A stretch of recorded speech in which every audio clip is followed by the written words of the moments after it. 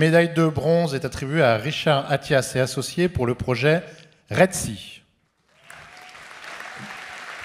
Ensuite, médaille d'argent.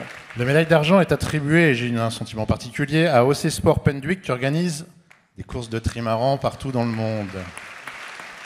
Et la médaille d'or, ex aequo, sont attribuées à Imagine for Margot et MK2+. Je pense que c'est facile quand on voit ça. Je pense que concrètement, ça n'a pas dû être simple à monter. C'est pas facile à mettre en œuvre. C'est une grosse machine, Paradies au Louvre. Là, cette année, on a accueilli plus de 10 000 personnes sur 4 jours.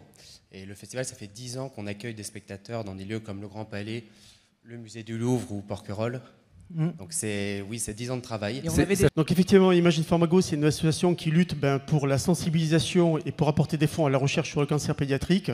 Et pour ça, on a créé, il y a maintenant 12 ans, des courses Enfants sans cancer, une qui se déroule fin septembre au domaine de Saint-Cloud, l'autre plutôt pour les entreprises à la Défense, qui est fermée.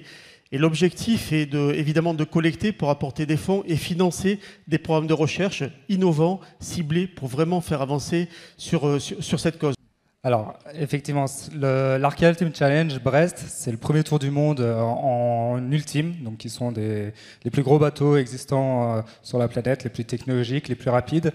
Cette course, elle a été imaginée il y a plus de 20 ans maintenant. Elle a été imaginée au départ de Brest il y a plus de 20 ans et un véritable succès après plus de 50 jours en mer.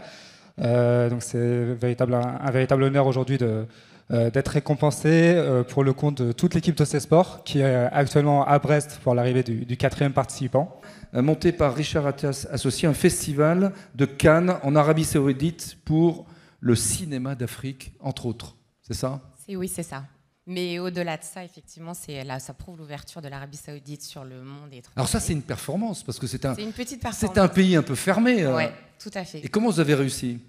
On les a convaincus, mais en même temps, il y a une vraie politique d'ouverture, donc c'était assez facile de les sensibiliser à ça. Mais au-delà de remettre des awards, c'est surtout tout ce qui s'est passé autour, c'est-à-dire qu'on a créé des workshops, des ateliers, où on mettait en relation des jeunes Saoudiens, des jeunes talents saoudiens, avec effectivement des stars ou des VIP du monde cinématographique. Donc c'est la culture qui permet d'ouvrir ces pays.